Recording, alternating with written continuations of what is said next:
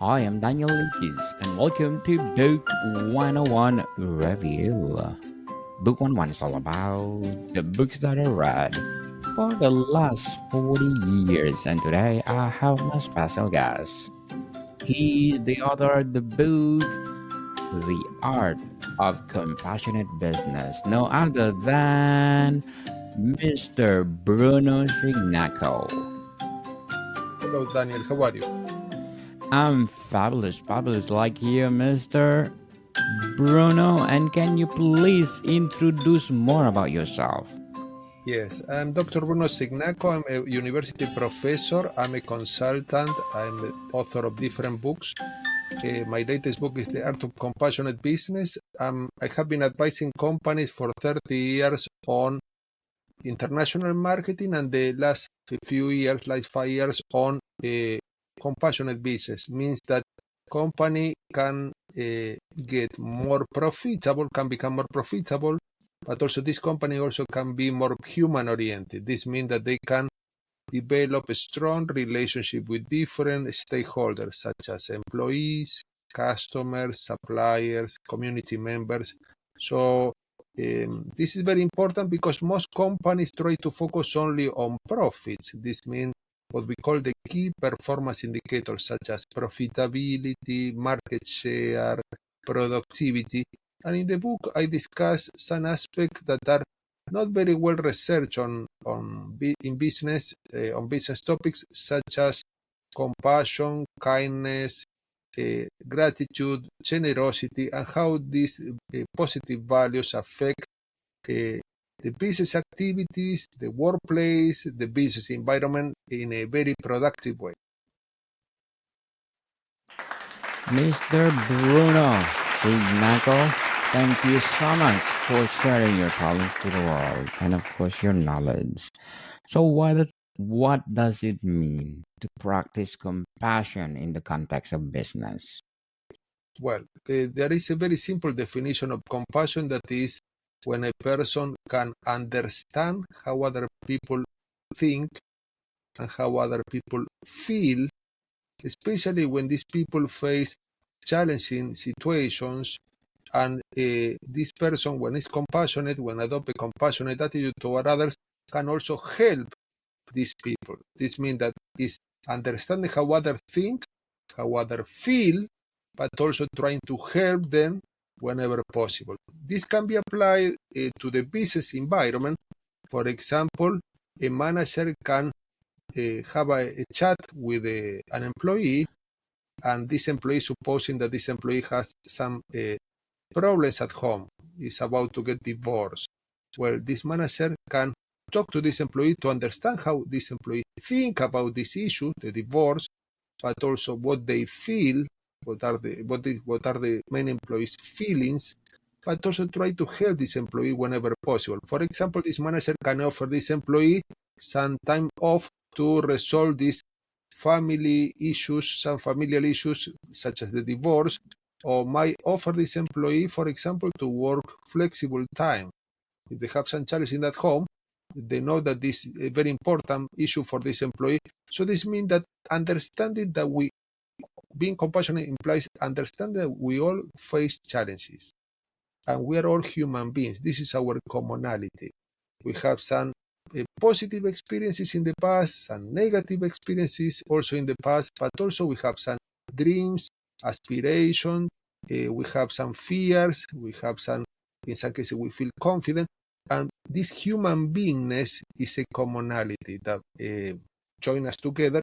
And when we are serving others, when we are connecting to others in a compassionate way, you are more prone to develop a robust relationship with these people. Why? Because you are supporting them in difficult times, and you're trying to soothe their difficult emotion, especially when they face challenging situations.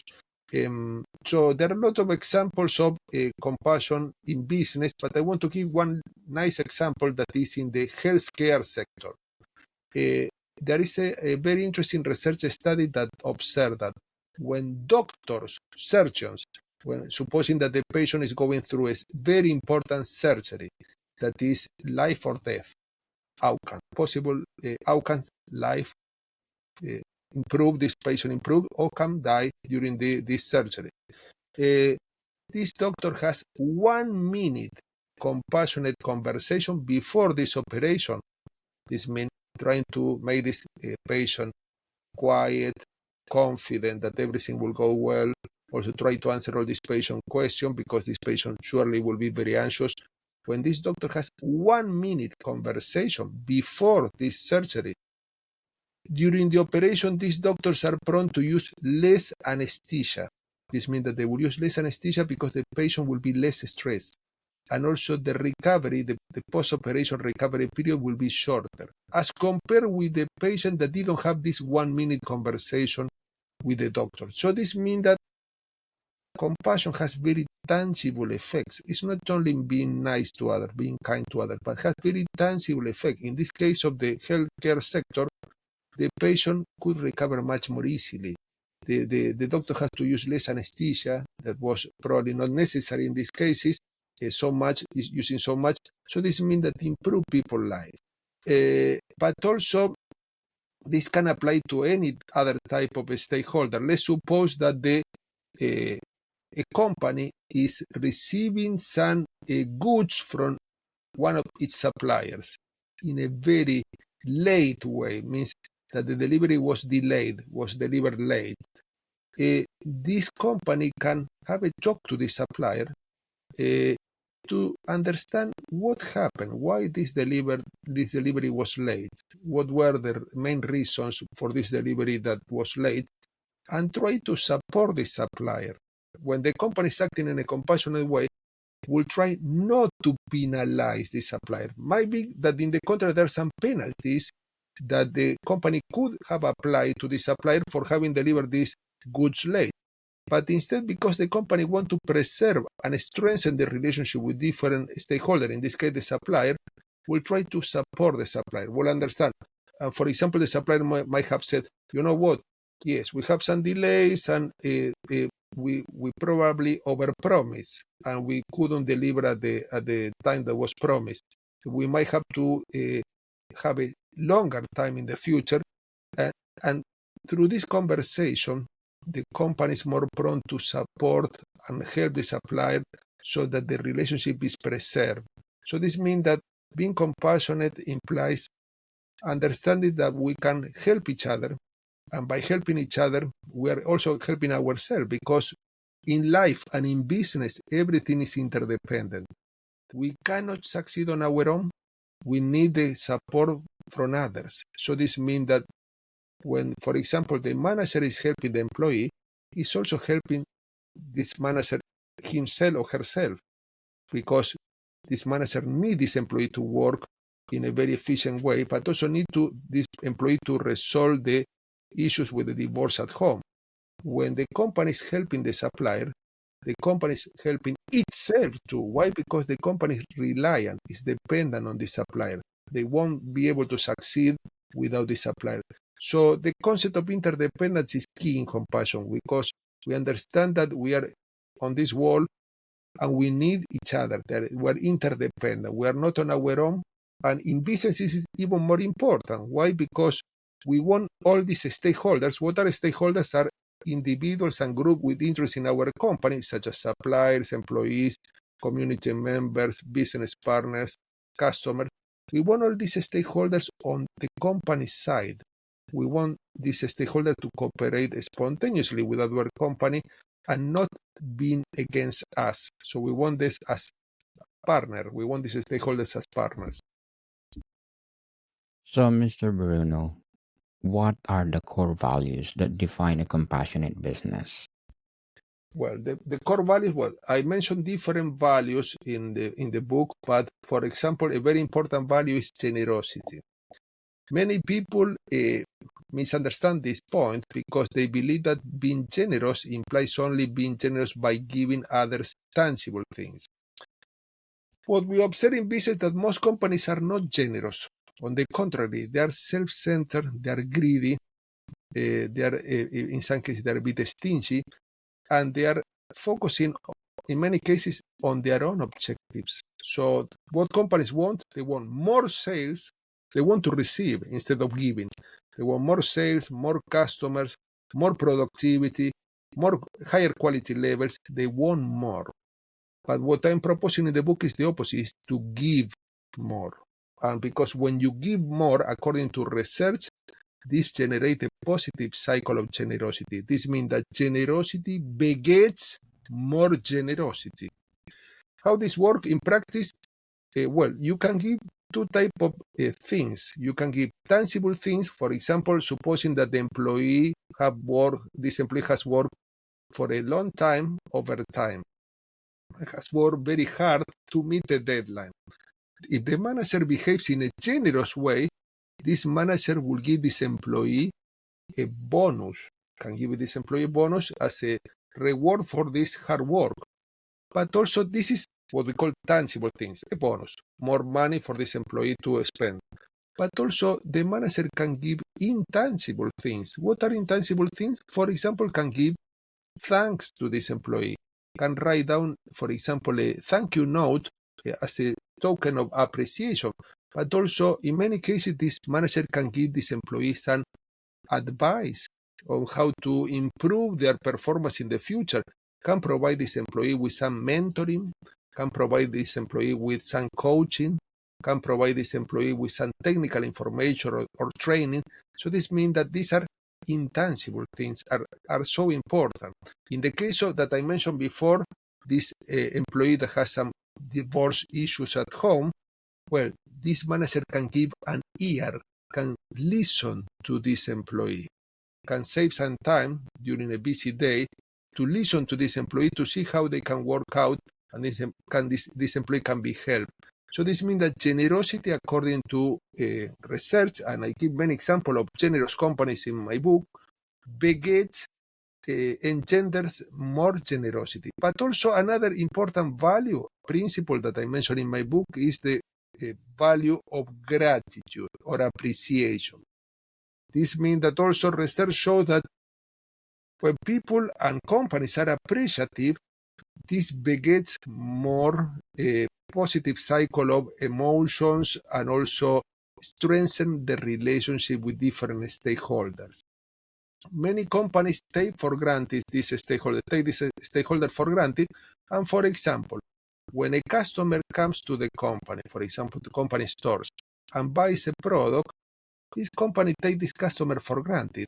Instead of, after this customer buying a product, sending a thank you note to this customer, this company takes this purchase for granted. Well, this is not good because we're not rewarding positive behavior by taking things for granted. Instead, generosity, when people adopt a generous attitude toward others, they highlight the positive traits, the positive behavior of others, and reinforce these positive traits and positive behavior. And appreciating means that you are recognizing the important value of these people around you, for example, customer, employees, suppliers, business partners. So generosity begets more generosity, and appreciation also bring about more appreciation. There is also a very important principle in business, that is the principle of kindness. Many people will say kindness sound like a very nice word, but what are the specific benefits for business? Can this bring about specific benefits? Well, when people are kind to each other, for example, in the workplace, and employees can be supportive, kind to each other, they are helping each other, they are supporting, they are sharing information that is valuable for everyone, they are working in a cooperative way. We call in business this type of workplaces, we call psychologically safe workplace. It means there are workplaces where people feel at ease. They feel not stressed, they feel supported, they feel that they can receive some assistance from others, they can give their opinions, they can be themselves. These psychologically safe workplaces have been researched a lot, and in this type of what I call loving workplaces, these loving workplaces, according to research, tend to bring about higher employee satisfaction, higher customer satisfaction. Why higher customer satisfaction? Because employees that are treating each other in a kind way feel less stressed, feel more supported, they feel better, they experience positive emotion. And they tend to serve customers in a much more effective way, because employees that are happy tend to serve customer more effectively. Employees that are happy make customer happy. But also, these psychologically safe workplaces tend to bring about less stress levels, according to research. Lower absenteeism. This means that people want to go to work, and lower turnover. Turnover means that people are not leaving the company. Lower turnover is a positive aspect. Why? Because people are not leaving the company. People want to continue working for this company. When the turnover is high, this means that people are leaving continually this company. This is a bad sign. But also, this psychologically workplace also bring about lower stress levels and also higher productivity, higher trust too. Why? This is very important, because people are more prone to work in a cooperative way. This means supporting each other. This means that people won't be keeping important information for themselves, but will be sharing information, sharing resources, supporting each other. And also, this has a positive impact on sales and profits. So this means has a positive impact of what we call in business the bottom line. The companies are more prone to become more profitable. And why this happened? Because there is a very important principle that I mentioned in the book, that is the principle of reciprocity. This is a principle that comes from social psychology that states that when you treat people in a kind way, they tend to respond alike. So when you are kind to others, they are more prone to be kind to you. When you are not kind to others, they are also likely to respond in similar ways, or they might be withdrawing. They might not be cooperating with you. The same applies to other values that we mentioned before, like generosity or gratitude, but this brings about a positive cycle. So this means that when individuals at any level, could be the CEO, or could be, for example, a person working and continually interacting with customers, for example, customer service officer, when these people working for a company adopt a positive attitude, this means more compassionate, more generous, more grateful, much kinder to others, this generates a positive cycle of reciprocity. But also, there is another important phenomenon that can be justify all this positivity in the workplace. That is what we call in science emotional contagion. Emotional contagion is a term that was used very well by a famous writer called Daniel Goleman, the author of the book Emotional Intelligence. And emotional contagion is very simple. This means that when someone experiences a specific emotion, for example, they feel angry, or they feel sad, or they feel fearful, they tend to infect others around with this emotion. And other people around tend to pick up this emotion and experience the same emotion. This happens because we have in our brains some neurons that are called mirror neurons that replicate this, the body language related to this emotion, and pick up this emotion from others. This applies to positive emotion and negative emotion. So this means that, let's imagine that we have a workplace where the boss can very angry, and start shouting at the employees. And this boss is very angry and nagging at employees and treating this employee in a very disrespectful way, raising his or her voice to these employees. What we can expect that this anger that is experienced by this boss will infect the whole workplace. So this means that the emotional tone of this workplace will become negative. Now let's imagine the opposite example. Let's imagine that the boss is in a good mood and come to the workplace and is very happy, positive emotion, and start treating these employees in a very kind way, in a very supportive way, in a very respectful way. So this boss that is experiencing this positive emotion will infect the workplace with this positive emotion. This means that positive emotion and negative emotion are infectious, like a virus. So when you experience this positive emotion, and you experience positive emotion when you are generous to others, when you are grateful to others, when you are compassionate to others, we call this pro-social behaviors. This means that you try to support others. They are others-oriented. You are oriented to others. You are not self-centered, oriented to others. When you experience this positive emotion and when you perform this positive behavior, you are obviously bringing about a positive cycle of positivity, more positivity, much more kindness, much more compassion in the workplace. There is an interesting research study that observed that, for example, employees that are treated in a compassionate way, especially when they face difficulties, they feel better. The self-esteem is affected in a positive way, especially when they experience some difficult emotions, when they feel despondent. They are affected in a positive way.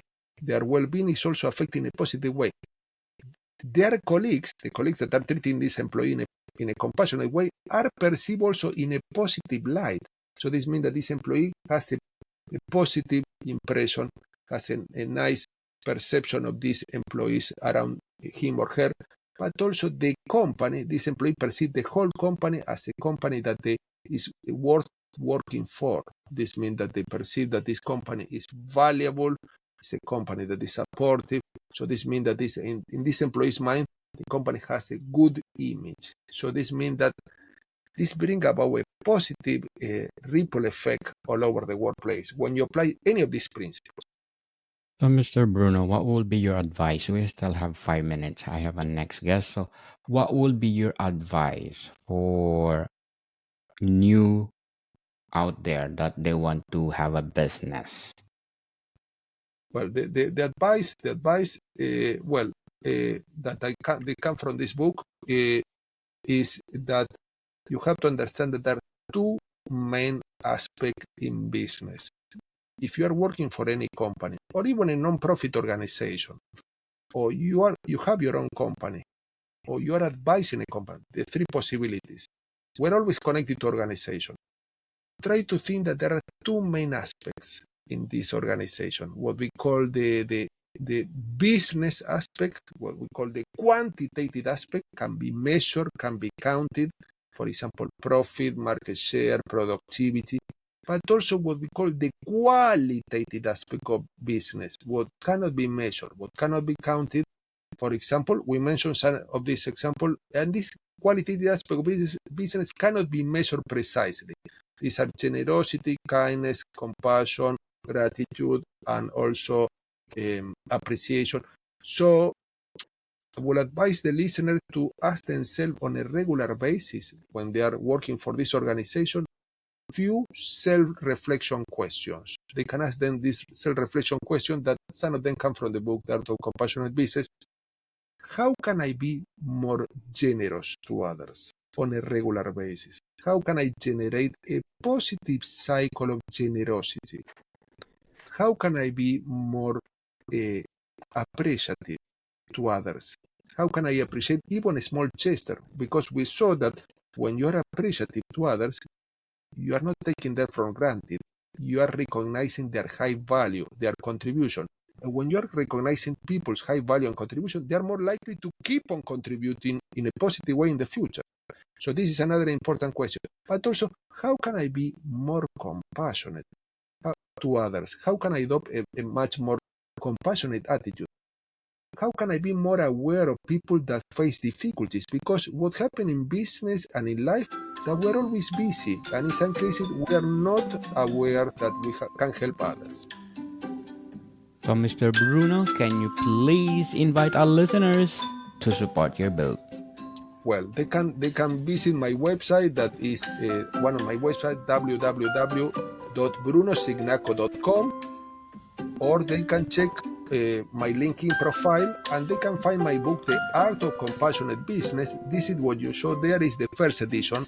The second edition is white cover, and has hundreds of cases of compassionate companies. This book is published by Routledge 2023 and can be found online, offline, white cover, and is obviously a very important book because it has 4-year research on how companies can become more profitable, but also how they can build strong, long-lasting relationship with different stakeholders, customers, suppliers, employee, community members.